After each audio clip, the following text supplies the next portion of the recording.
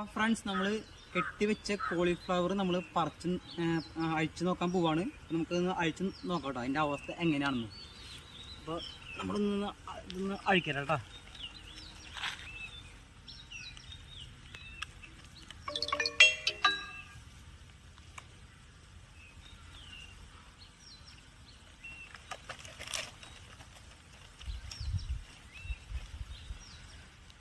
ക്യാമറമാനെ ഇങ്ങോട്ട് കാണിച്ചു.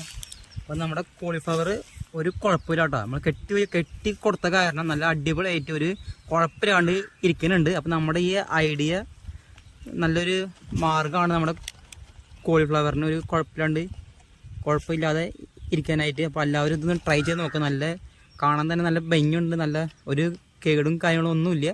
അപ്പോൾ നമ്മുടെ കോളിഫ്ലവർ കെട്ടി കൊടുത്തത് വിജയകരമായി.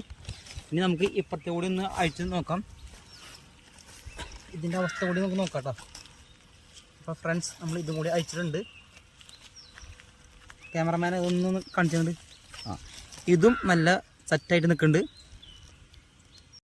അപ്പോൾ ഫ്രണ്ട്സ് നമ്മൾ ഇങ്ങനെ കോളിഫ്ലവർ കെട്ടി കൊടുത്താലുള്ള ഗുണം നിങ്ങൾക്ക് മനസ്സിലായല്ലോ.